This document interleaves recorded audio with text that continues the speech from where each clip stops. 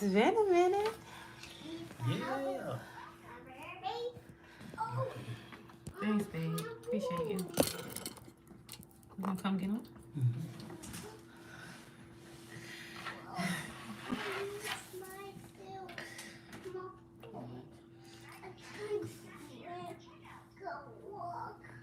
That guy loves me.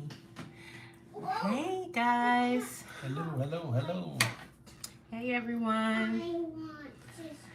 Just wanted to hop on and talk real quick. See who out there. Y'all don't. For those you know, that's my partner Kenny. You gonna say hi? Hello, everybody. He gonna be in and out of this live, I think, right? Yeah. I'll say If a you, little bit. for those of you who are new to my channel, I'm Zoha, and I am a certified yoga teacher, a certified Reiki practitioner. I help women develop healing around trauma. I also am a jewelry designer. And yeah, you can find more about me on my website, and the link is in my bio. I'm a wife and a mother of 3, and I like to share my experiences, especially my healing processes as I engage them, and hop on here and have conversations with you all and engage you in my process. And Kenny is full-time engaged in my process. Yes. Because I'm always sharing with him where I'm at all the time. So he can, be like a good witness to some of the things that I encounter. And he also is on his own healing journey. Yes, of course. Yeah. You want to talk about yourself real quick? Yeah. I'm a veteran yogi, I guess you could say. Yeah, that.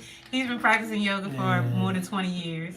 Vegan and naturist and photographer and writer and Right. So, you know what? Before we get into talking about what I wanted to talk about, missed opportunities, Kenny, you have some gentlemen. That's our daughter Marley, Maple. who is not dressed. Bonsoir. I'm gonna grab her and Bonafide and was it Kevin? No, I can't think of his name right now. But they wanted to know about your vegan journey, like about veganism and how you began. Okay, well, when I went away to college,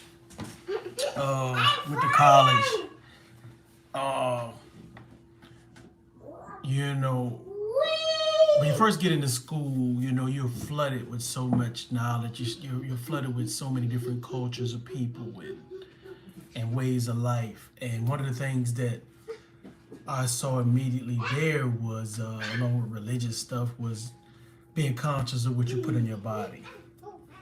Okay, so at that point, I made it a point that I said, okay, I'm going to start eating pork, which is just not really good for us. We were raised, to believe that the 4 food groups was the main way to go, but that's an industrial push, basically. Why they want you to, because everybody can't eat dairy, everybody can't eat beef, everybody doesn't process foods the same. So I started learning how, as men, how long beef stays in your body and how long things stay in your body, and then you find somebody gets older and they're like, well, all of a sudden they have colon cancer or prostate cancer or things like that. So one of the first things I read was when you eat something, say you eat beef, it takes like really 30 days or more for it to get out your body. So I started meeting a lot of people who were getting colonics, and they were having food stuff coming out their body that was in there over 5 years. So what year was this when you were in college? That was 1990, okay. 89, 90. Yeah. So, the first thing is to be conscious of what you're eating, because as things sit in your body, certain things create mucus, which creates disease. So that's that Dr. Sadie talk. yeah, but that's I didn't at that time I didn't know who Dr. Sabi was, so I can't even say I was any influence on that. But um, as you have to be conscious of what you're eating. Number one. So first thing I wanted to do was Dr. Africa. Get rid of I wanted to do stop eating pork. And as I did that, I said, okay, I'm gonna do beef next, and then I did chicken, then I did seafood. I did one thing at a time. How long you think that process was? It was less than a year. Okay, so you eliminated meat from your diet. Yeah, I started, and then I did dairy and seafood last. So it was about me seeing what I was comfortable with first. As I pursued, because I think a lot of people, you put a lot of pressure on yourself if you go cold turkey. Yeah. And you say, and then sooner or later, it as you do each stage, it was easy for me to say, okay, I'm comfortable here. So I moved on, and really, eventually went all the way with it as far as the veganism is concerned.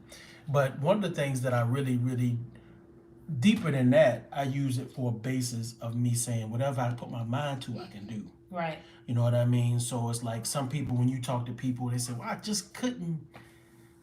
couldn't stop eating bacon. I just can't. No, you can't go without water.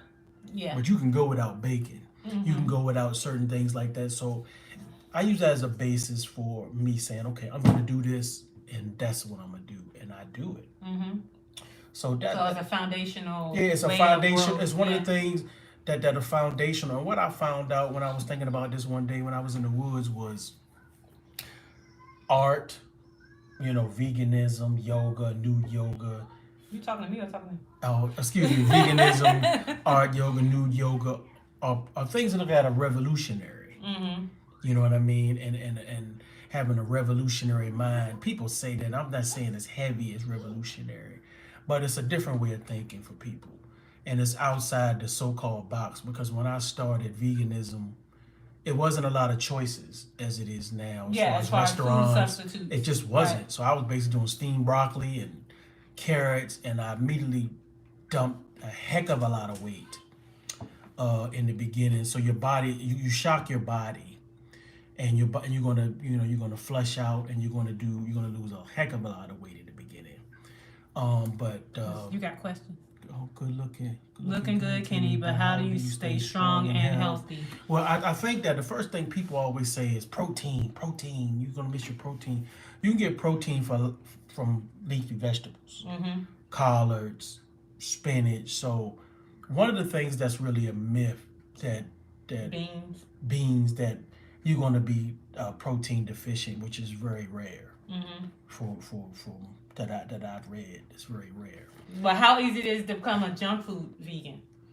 Because like you just eating bread and sugar and cakes and stuff like that. Well, the you want to be conscious of the bread part, because the bread turns to sugar. Right. So if you are one of the people who are maybe have diabetes running in your family, or high blood pressure and stuff like that, so you want to be conscious of eating bread, period.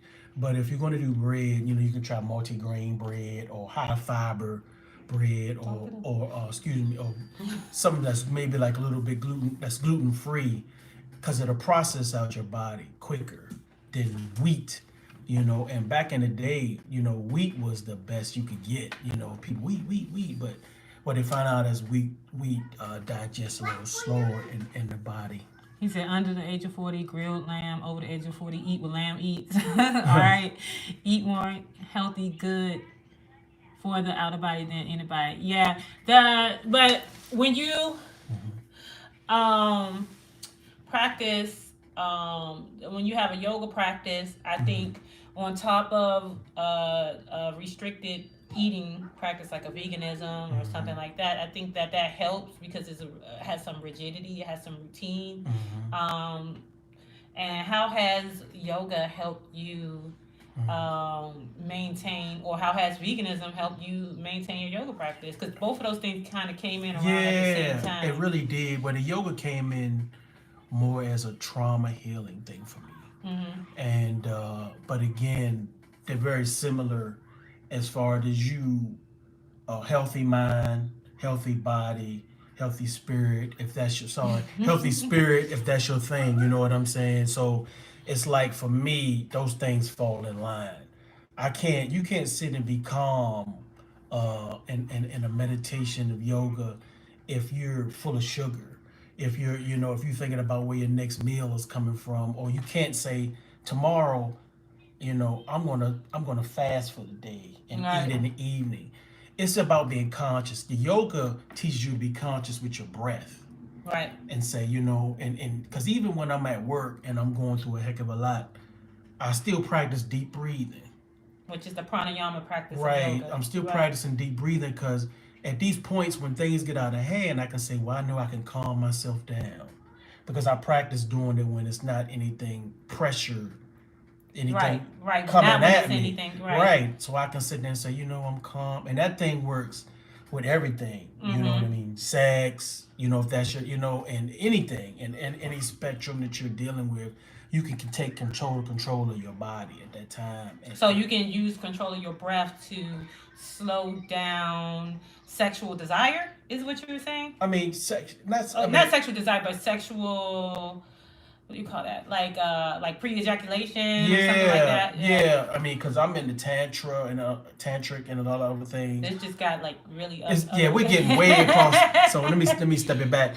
But you can being conscious of what you're putting in your body, being conscious of what you're putting in your mind, and feeling good things with in your spirit, even if it's music or if you're not religious, it's still something that can be part of a regiment that'll do you good.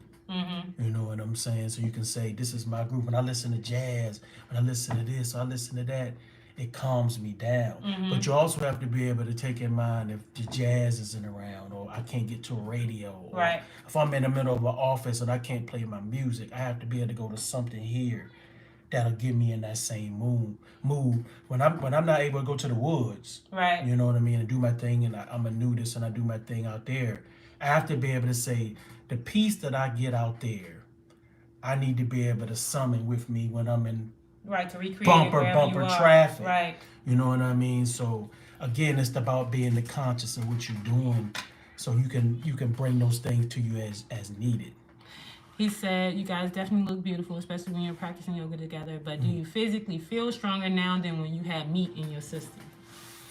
I do, because at the time, I went through a lot of stages when I first started that. I was, you see those, when I was a young man, I used to do that window cleaning. You see the guys swinging from the buildings and all that crazy stuff. Heck, a lot of lifting, walking ledges and crazy stuff. So you would have to have your head and your wits about. You can't be up there like, dizzy because you hadn't had meat or bread lately. You know what I mean? But I do feel better. It's like I can go, we've done juice cleanses and raw cleanses. It's something about just being able to control. Most days we fast. Yeah. Till dinner. And I haven't ate today. Yeah, and I just had juice. Yeah. So far today, and I went through a whole physical day. You know what I mean, without any lack of anything. So I do feel good. I think something, it's certain food that you can eat that makes you tired. Yeah. You know what I mean? You can't eat a pizza. Right. And be like, okay, I'm ready to go for a brisk walk. You mean you can't? Yeah, you can't, man. 52 is the new 25. Yeah, I'm about to turn 51. Yeah. You know what I mean? And again, it's not one of those things I think about age or anything like that. But Please put this down. I'm sorry. It's not one of the things I really think about, in my daily day-to-day of age and getting older. One of the things that yoga teaches you, and a lot of things that I practice, even art, is being in the moment. Right. Is being right in the moment, square up you in. That's one of the beautiful things about pictures. And even that, you click that thing and that's the moment. And that's that second and that breakdown millisecond of that time of right what was going on. And sometimes you might find somebody with their eyes closed or open because it's so quick. You know what I mean? Mm-hmm. Yeah. You're talking about your love of photography. Yeah, my photography. So I try to practice things, tantric, yoga, meditation, prayer, that puts you straight on Front Street in the moment that you're in, where you're not thinking about what I'm going to do when I get up from praying or when I get up from meditating or after this. You're right in the moment that you're in. Right. So you're always present. You're not worried about Right. the future. So Worried about the past. So right. you don't carry a lot of anxiety. And Yeah, stress. it's awareness, and that's one of the things that I really got into these things for, because I had an issue with, and still do, with anxiety. Mhm. But I know now that I can, the second that something enters my mind that puts me on the thing of being anxious, I can immediately say, okay, no, no, no, no, no, and exhale it, inhale it, exhale that out, and I keep on moving. Right. You know, one of the breathing exercises I do is I visualize breath going in my nose and traveling down my body, traveling through your heart and down your stomach to your feet, and then you bring it right back up and out your nose. Mm-hmm. And even when you're doing those things, you can create a mantra. You can say, today is going to be a beautiful day, and then you bring it back up. And you can start putting things in your mind, and especially goals that you have. Mm-hmm. You know what I mean? And you can start, and sooner or later it becomes a song. You know, it's things that we accomplished in our life that we made songs out of, and they always come through. So when you put that energy into the universe will work with you. Right. And put you right in the right street of somebody who's saying, hey, I do that too. Next thing you know, boom, you know, those relationships spring tremendous fruit. Yeah, so this actually, I was hopping on to talk about missed opportunities, and then I remembered that y'all had asked about Kenny's veganism, and because I am not vegan, I'm more of, I eat what I feel like eating. Iron deficiency. Oh God, no. No, that's another thing that's a myth too, is iron deficiency. Yeah. You know, I mean, for you anyway. Yeah, but I think like he's like it's more for ladies. For women, yeah. They have iron, but for men, no, because a lot of iron for us can be detrimental and can become toxic. So you know, check your doctor out, and you know, of course, you know, do your research and talk to your doctor. And even you've been able to keep some hereditary things at bay, like high blood pressure and stuff like that, because of your diet. So right.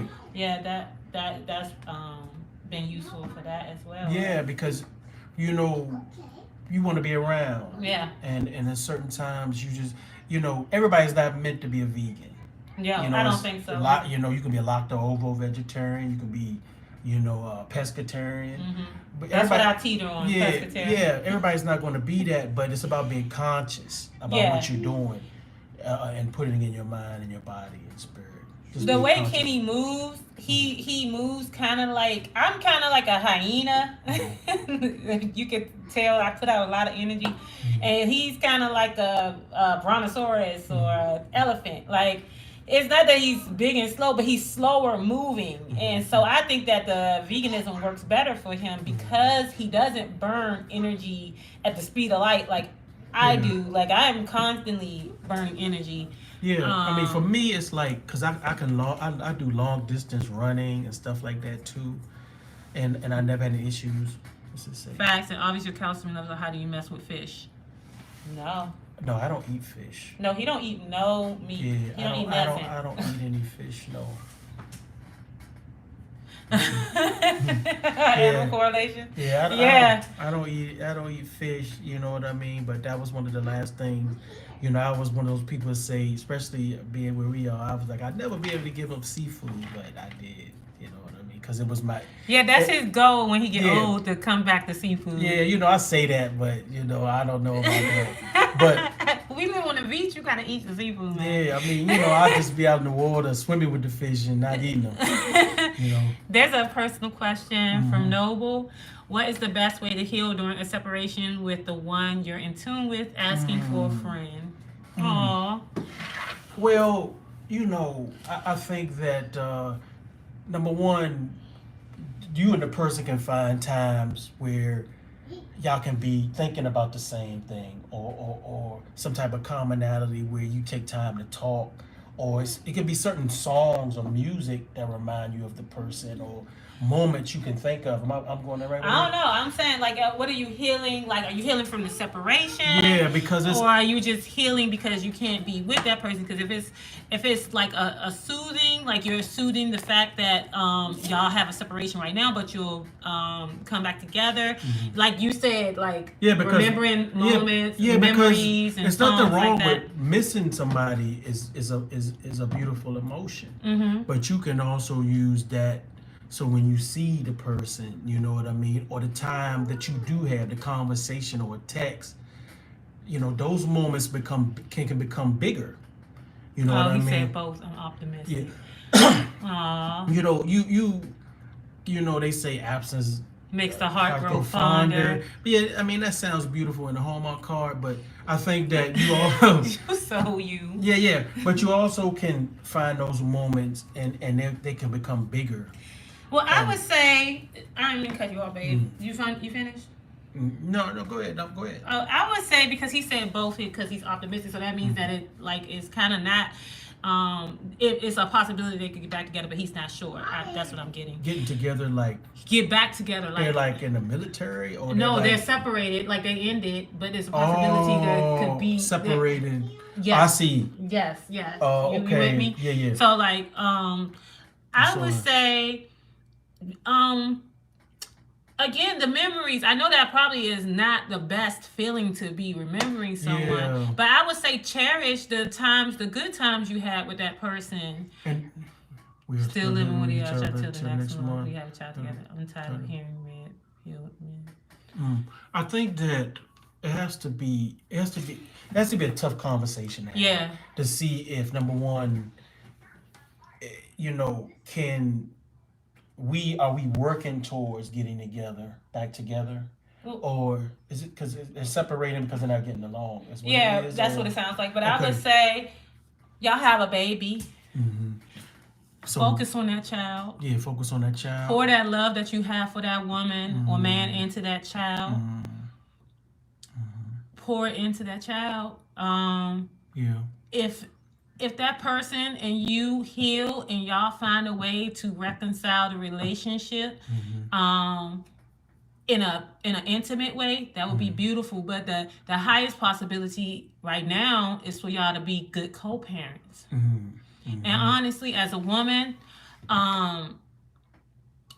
there's nothing more endearing than the person who you have a kid with doing the best they can for their child. Yeah, because no matter what happens, that child is a what am I looking for? It is that child in this world is something that you guys did together. It's a representation of your union. So your love and your union created a beautiful life. Right. You know what I mean? And the best thing that child could see and feel is that love between you two. That you guys are pushing that love, and y'all in a total agreement on the best thing for that child. Yeah. And as far as you two, it's a commonality of something that you guys got together with. It could have been y'all like to dance, y'all like to roller skate, or like that's, date each other again, or court each other again, or find something that you guys like to do and enjoy together. Right. That doesn't have anything with but you. Make it friends. Yeah, that have anything with you guys getting back together. Right, but enjoying it can be something each that other. you guys enjoy, right. and it'll put y'all back on that street of, the first time you saw that person smile, or I always liked when you did that. And don't force the situation to let it be natural. Let it mend naturally. I know that the heart wants what it wants, and when you get that inkling that it could be like it was, because I want you to remember, it'll never be what it was, because y'all are not there no more. Whatever you recreate will be new. Yeah, and it would be better if it gets back on that term. Yeah, because people, that's right, babe. People always, the good old days, but sometimes those good old days is what they are old. Yeah, because we're different. You could be different people. Right. And you take all of that. You take that good feeling and all that dust and that magic sprinkly dust that you had, and put that on to a new plane. Yeah, into a new page, and because we're not the same people No, we definitely ain't the same people who that met. we are when we met. You know what I No. mean? But Yeah. we we are both running our race. Yes. We're both moving and we're both agreeing that we're going in the same place. And what we're talking about with you right now is that child about seafood. I'm in Baltimore. Yeah. And when I'm in Baltimore, I'm downtown Phillips for real, digging the crabs home. Yeah, I mean, hey, I still like the way it smells. You know what I mean? So I just say, that surely smells good, but I just know it's not for me. He be so enthused for me to have seafood. He go buy me all the Yeah, I'm seafood. like, I can look at you, What that say right there? Says I needed this, like I said, the real red pill movement and man of spirits and good advice for us. No, it's really, unfortunately. Now, what's red pill? What's that? That's like The Matrix? Matrix? The Kevin Samuels dude that you don't know. I don't Yeah, know. see, he don't even listen to anything like that. Yeah, I don't know. Yeah. I have to tell him that exists, and honestly, I don't listen to it either because it's so far out there. Like, everyone is experiencing pain. Everyone is hurt. Yeah. Black men, black women. We all have trauma. We all have things that we're bringing to the relationships that aren't always grounded in love and good for growing and maturing a relationship. Everybody has something that they get to work on, man or woman. I'm not, I'm for people owning, what they bring to the situation and working together to heal that. Now, we can have an honest conversation, like, I'm gonna be vulnerable, babe. When I met Kenny, I was still in the Cinderella phase of my life, like, I was still stuck in my white knight is coming, my I'm gonna get saved. I didn't realize I had that framework in my head, but I realized that when the first time he let me down, and he wasn't rushing to save me. I had to really take a step back and be like, whoa, you created. To myself, you created this idea that this man has to be perfect. You created this idea that he has to always be on task, so never get to fail. And now he's trying to live up to these insane expectations. Yeah, and that's a big mistake. Yeah, and so I had to own that. Like, that's how I came to the space, because I was so used to not having anyone that I could depend on. So I had put a lot of weight on his shoulders, and he was maintaining it for a long time. Like, every good soldier falls. Yeah, because you never want to be into a point where you're feeling like you're saving someone or anything like that. I think that we manifest and we bring people into our lives. Right. And let me check out the way. And it might just be to get you to another stage of healing in your journey. It might supposed to be to get you to that next page, and then that person's supposed to fall back. It can be, that's one of the things that I heard this the other day. It can be two people in a relationship that both need healing at the same time and both going through things. But you have to one person is going to be further along in their healing and than the other. But that's not a bad thing, because the commonality is you both need it. You both need each other for support. And the advice that you give that person or receive from that person, you'll find yourself giving that to that person later on.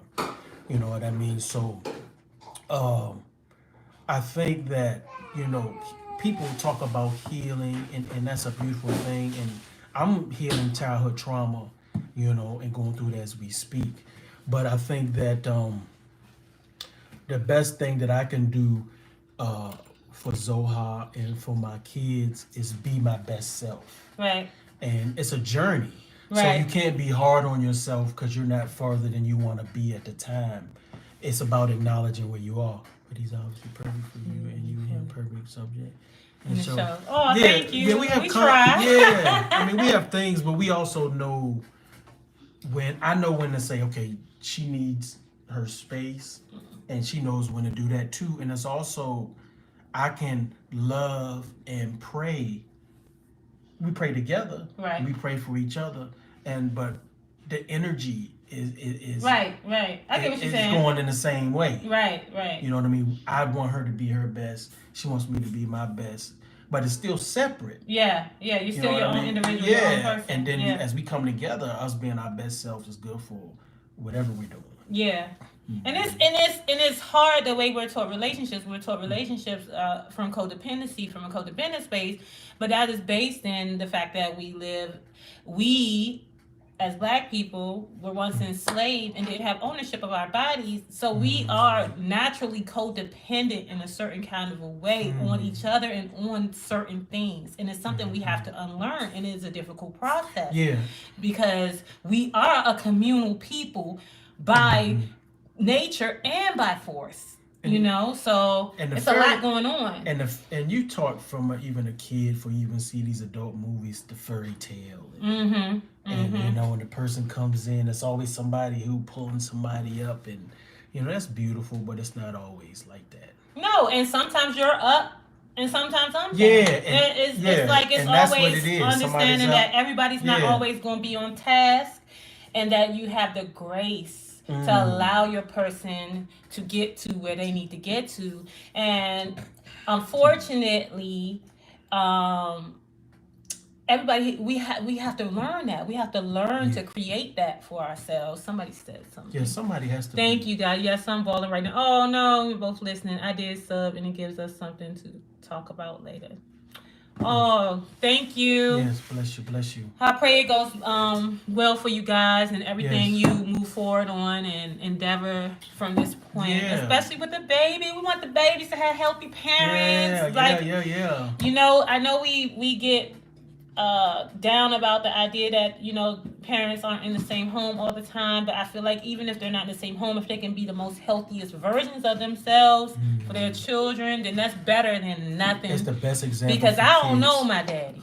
You know what I mean? So and grew up with an abusive mother, so I didn't, some of us didn't get neither one of those people. We didn't get a mama who had it right and a dad who wasn't present.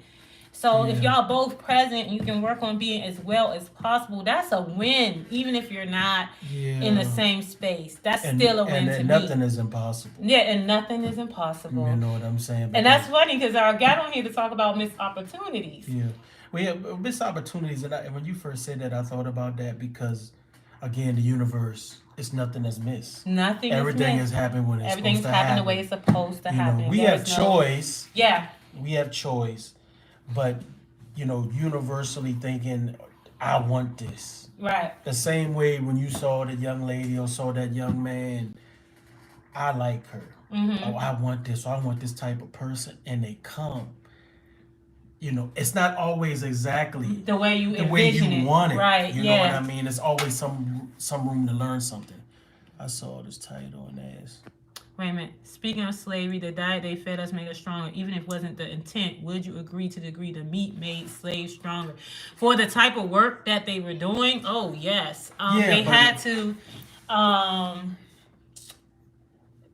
you got to think about slavery. They sometimes, depending on how good of a worker you were, they weren't really invested in making sure you live long. Yeah, they wanted you to have just enough. Yeah, to do the work. It wasn't like you would sit there eating hearty meals and having seconds. Yeah, it was just enough. And us being the people that we are, he was saying they left us the entrails and all that. You know what I mean? I mean being.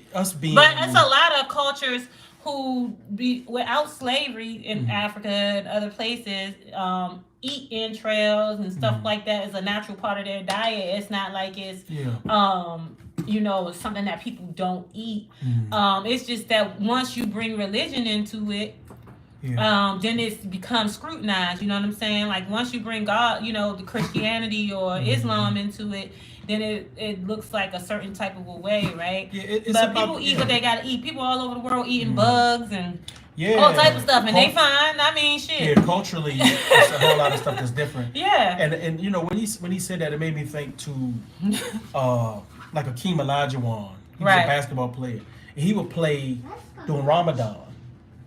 And he had 8 in a month or whatever, or a very light diet. So it's about your will again. Yeah. Or what you can do with that, because You know, they didn't make sure we were super strong out there and we weren't eating the best parts of the pig. And eating the But best we part also are. You gotta think about what the Great Mayafa did. It exposed a group of people to such an insane circumstance that if they survived it, right. maybe their minds wouldn't be intact, Yeah, and we also, but their bodies would be very strong. Yeah. So that was also like some type of weird train, like, you know what I mean, tactical thing, you know what I mean, like some extreme what do you call that, like when the military waterboards people? Yeah. What's that called when they do that? Waterboard, it's like torture. Yes, some type of extreme torture that like kind of readied us to be able to do that type of work, to live the lives that we were being brought here to live. So that ride across, when you think about it, that was worse than the fields. Like the fields was probably a light relief, honestly, because you think about being shackled to the bottom of a boat, all type of feces and urine and babies being born, women being raped, men being raped, screams, people dying next to you. It's terror. Yeah, it's in the dark. Yeah. And it's insane. And no food. They weren't feeding them people. And it was a whole lot of psychological things. Yeah, that's what it is. Psychological warfare. That's what it is. That's why they were all when they were beating the slaves, they would bring everybody up to see it. Yeah. Because they want to remind you. They want to remind people that what did you say? Oh, he's talking about Hakeem Olajuwon. Yeah. He said he had those horrible months against Brad Daughtry, his admission, especially when he became full Muslim. Yeah, I mean, so it was about his will. Yeah, that he was going to make up in his mind that he was going to do that. No, black people in the Americas have and when I say Americas, I mean North America, South America, the West Indies, all of that have an insane survival instinct. Yeah, like a very potent survival instinct. And it's a really interesting. It would be a great study, honestly. It really is. And I wouldn't want to be studied, but but you can take it from I feel like that's what they do with the casual wars on drugs, the police killings and all that stuff. I feel like that is a part of to see how far can we take this? Yeah, because we've always found a magical way of turning something pain or the littlest something. That's what hip hop is. Something into nothing. To big things, jazz. We are, we always found ways to take the little bit and turn it into something big. Right. You know what I mean? That's one of the gifts that historically you can say from anything that we've had, we found a way to do it. Right. So again, there are no missed opportunities. No, it's right on time. Right. It's we always cycling into it's our just next about you availability. being ready for that opportunity and being prepared to push it. Or it could be that thing that you perceive to be a mixed opportunity wasn't the thing. Yeah, it could have been just the next thing. It was just it was just something to try to see how you was gonna move or whatever. Who knows? He said just taking us with problems. Yeah, And then get us. Everybody's like, oh, it's not going to work, and ignore those guys. And then when it started making money, okay, we got. I mean, it's a $1 billion industry. Yeah, it's the biggest thing ever. But it turned out to the point where they use it like in K-pop is basically a facet of hip hop and rap and Korea, and nobody even acts like it is, and it's crazy weird to me because I see so many black kids who love K-pop, and I'm just like, it's rap. It's in Korean. Yeah, culturally, and I was into an interview with somebody the other day, and they said you go to Tokyo or certain places, and those guys are dressing like guys in LA, and they got 6'4" Impalas. Yeah, they do. They have a whole Chicano, and doing the whole Tokyo thing. Movement. So it's a massive energy that can't even be contained from where the beginning was, from hip hop in the park, and it's fashion. It's graffiti, you know what I mean? It cannot be contained. I think that it can be, it can serve us better in certain communities and in certain, and pushing things forward. But again, that's just I don't want to be too deep. No, because of the vibration of music, it can be anything. Yeah. Music has so many different vibrations. You could go from still to murderous. Yeah. So it's like, like with that type of vibration, you could do anything. Yeah. I mean, and that's the thing, like about, why a lot of people really be angry about hip hop is they feel like it's not responsible. Is but at the same time, it's art. Infectious though. Yeah, it's art. Yeah, because I've so heard. It's kind of like, how can art be responsible on some level? Art is expression. You know what I'm saying? Yeah. So like you want people to rein in their self-expression so it can be responsible. But when you have an artist draw a picture of something that is, pushing the boundaries, we think it's art. We think it's amazing, right? Yeah. So that's what hip hop is in lyrical form. It's pushing the boundaries of word, thought, and action through lyric. You know what I'm saying? So that's why it's so palpable. Yes, but it started as spoken word. Yeah. And bebop, actually. And bebop and then.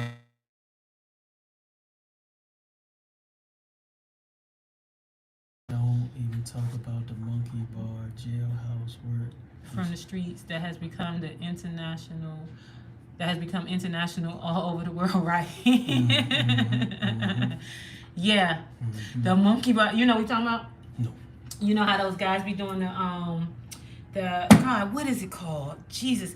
It's like it's isolations. You know how C-Hamp Yogi does those isolations where he's lifting and his legs and he's going down bars from side to side. I forgot what the actual name of that is called, but it's like body isolations, and it like builds your muscles. And that started from jailhouse. Really? Yeah. Like when you dudes be in the yard working out, they got bored and got innovative. Like, find look at ways me to get that workout without necessarily having the Nord-Track and all that stuff. Yeah. So we find a way. We find a way. We innovative. I mean? So, but I think that is a part of blackness, but I also think that is a function of poverty. Oh yeah. Oh God, yeah. So. Yeah, I think it's a product of both. Yeah, we found a way, like we couldn't get the meat, you used the steakums and spam, and that's what all that is.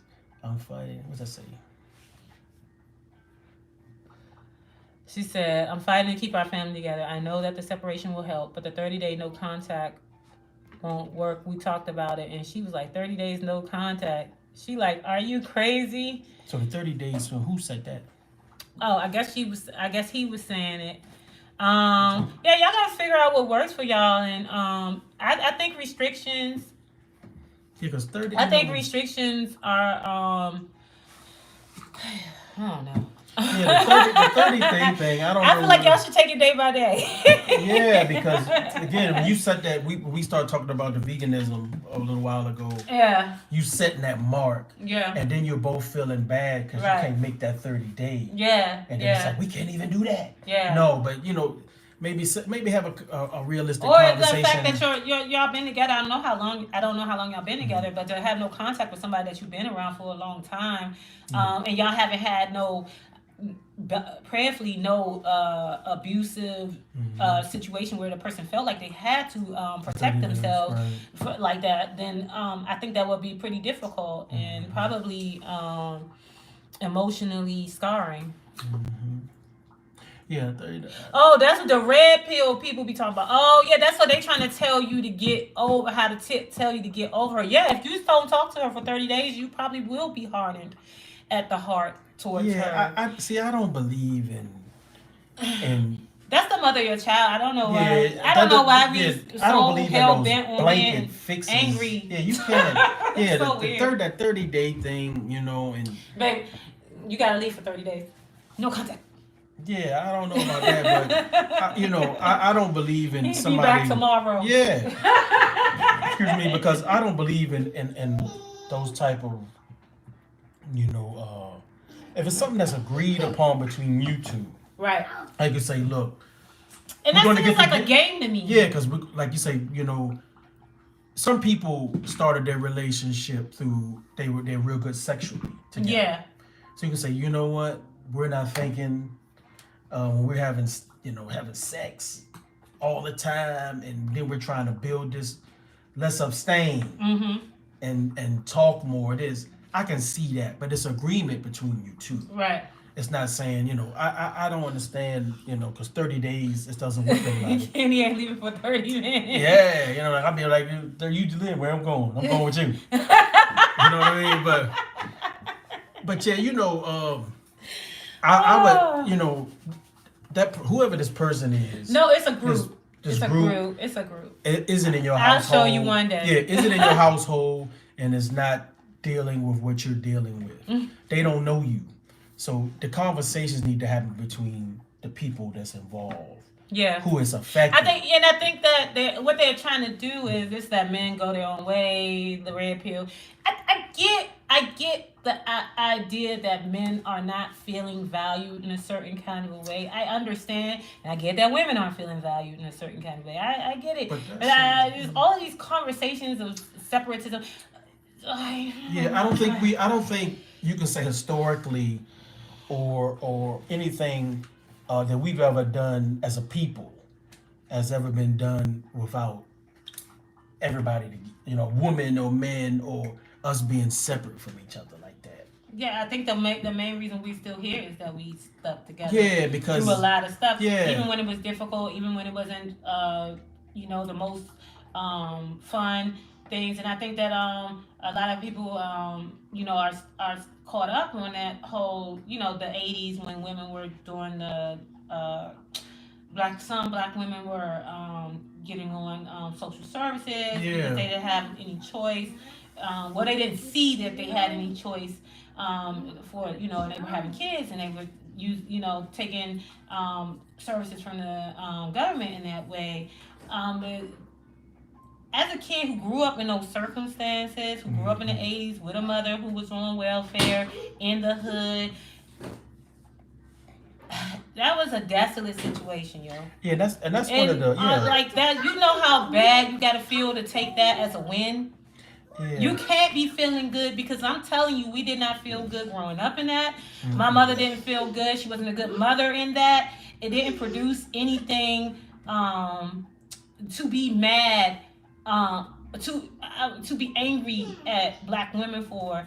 I feel like that if women felt that detached and that was their saving grace, they were in a bad situation. It was terrible. Nobody would think that was the win. Like that was a desperate move. And I'm a big but this is because I have the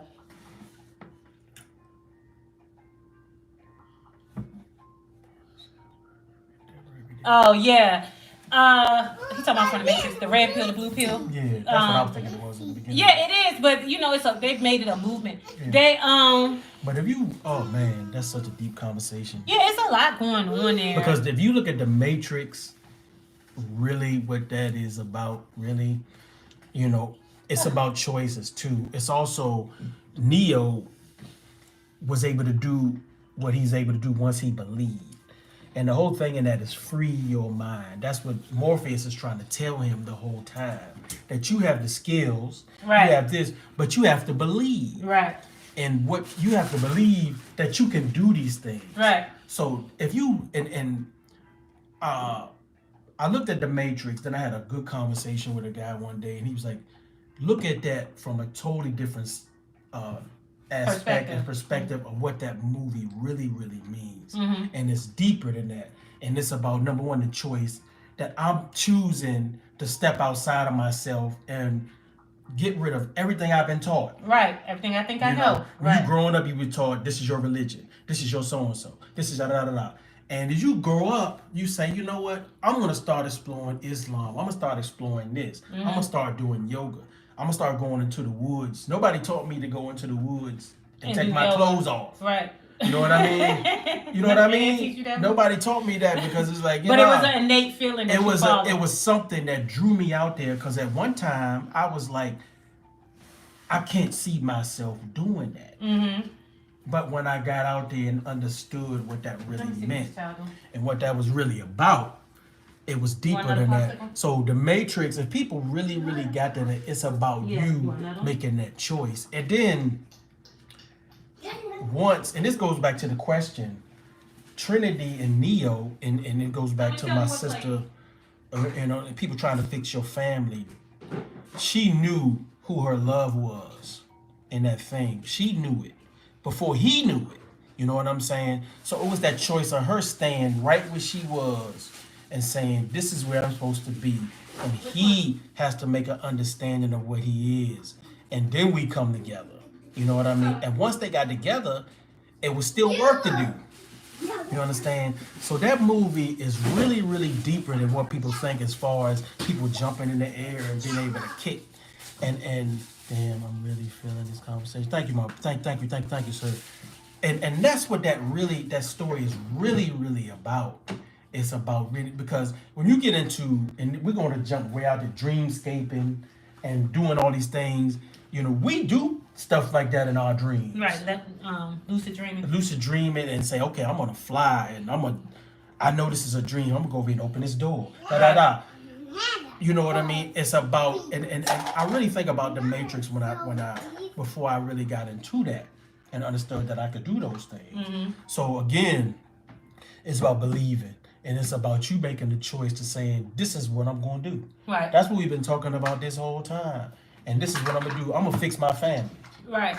And it might not be in the same way that you want it to be at the time. Right. Or it might take longer. Or it might take longer. Right? It might take longer for, you know, the male or the woman, whoever, to get on that same page. But they're going to see you. Right. And say, you know, man, I haven't seen you look like that, or, you know, or be this stern in anything that you're doing in a while, or seeing this, and they're going to gravitate to it. Or they're going, if it's their thing, if that's thing. where they belong, and that's what I always tell Kenny, because like he said earlier, when we met, I asked him what you want, you know, and he told me what he want, and I said we're on the same page, right?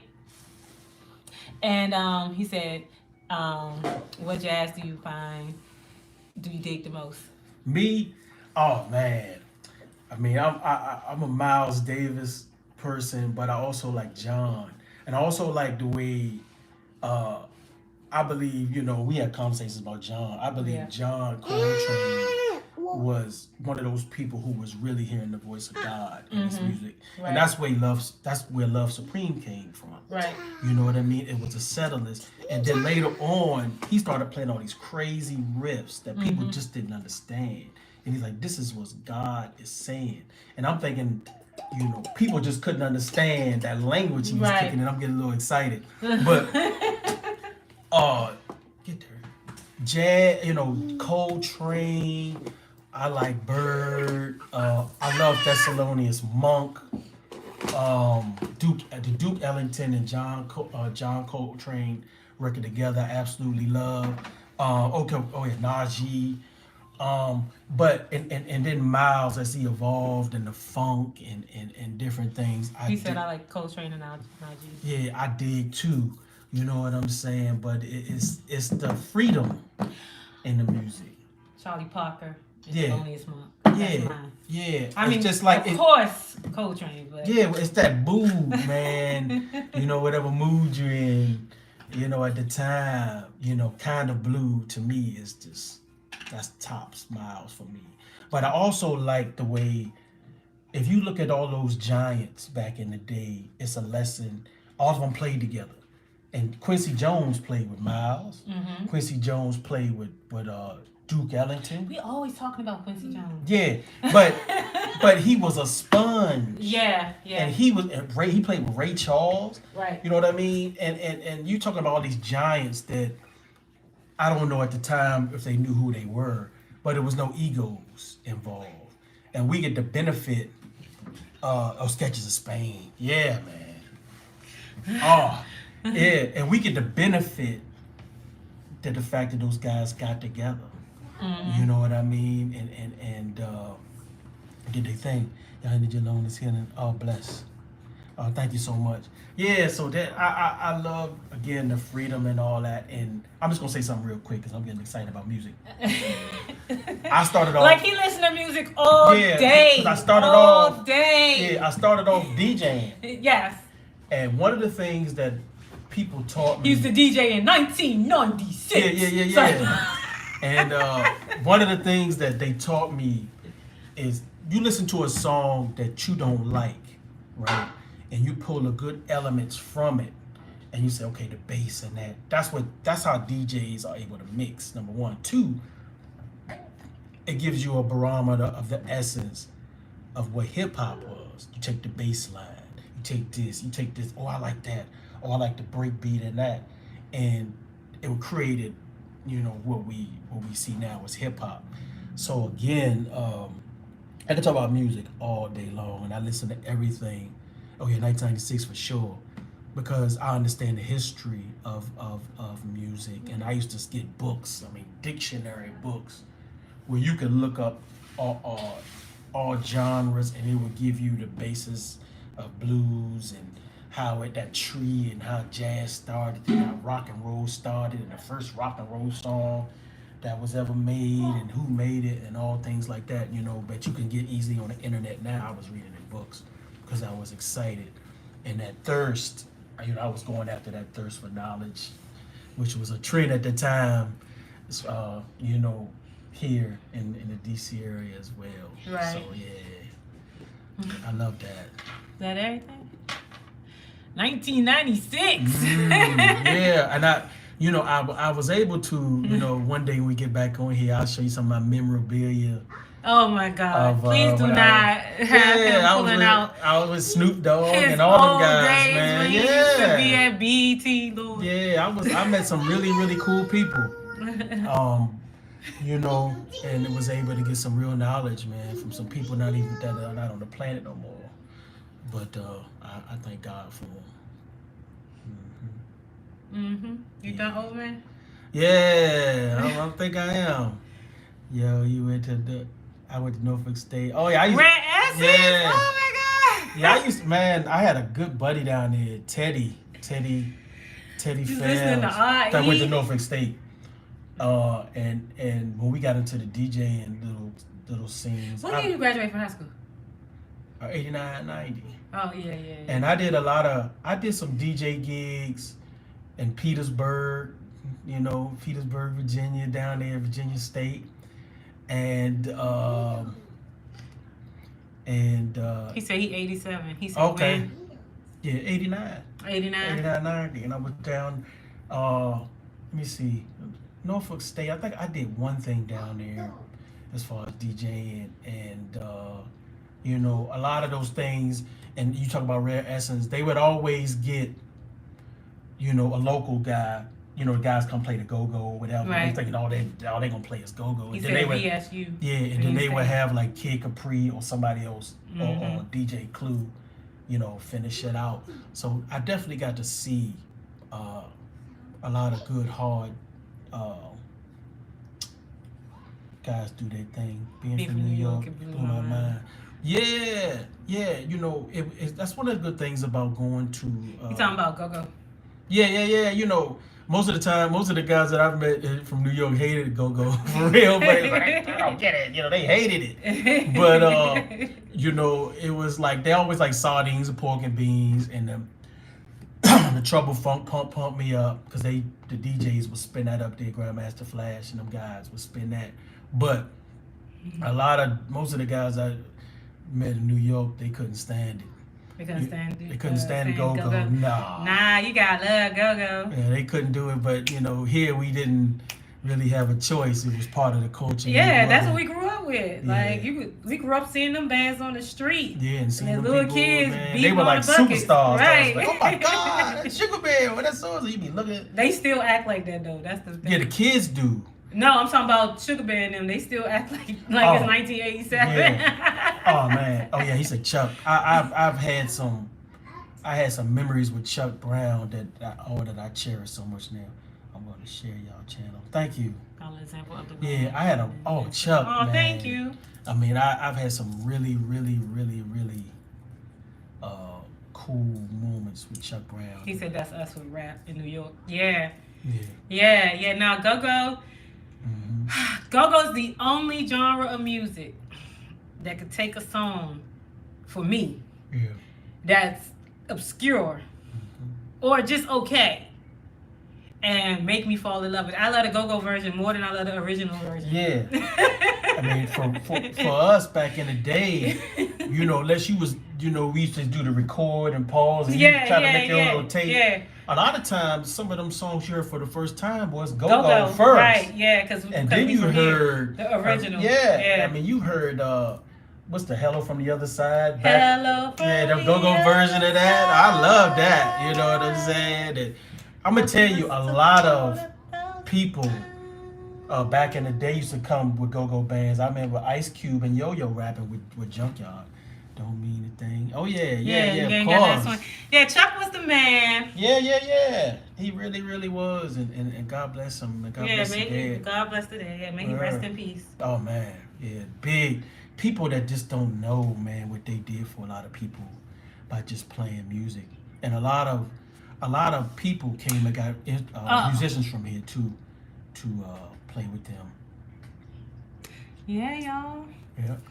All right. I'm about to put Kenny to work, y'all. Yeah, I came in here like ready to cook dinner and I end up cooking up something else. You know what I'm saying? But I really enjoyed this. And the Adele joint. Who made Hello? That's Backyard? Is that Backyard? I think it's Backyard. Yeah. Hello, yeah. Oh man, they got into that job. And I'm gonna tell you, the thing about the go-go bands playing that joint, I don't give the hardest rock dude to be in that joint singing that. They won't sing the real version. They'll be singing that. Sing the go-go version. Yeah, them dudes are supposed to be so hard. Thank you, guys. That was real cool. And y'all ain't seen Kenny in a while, so I was like, let me grab him. I know I need to shave and all that, but I'm still here. Now you gotta go make us some spaghetti. Yeah, some vegan spaghetti. Yeah, but thank y'all. Thank you, babe, for allowing me to be on your with your beautiful listeners. You and me, us step apart.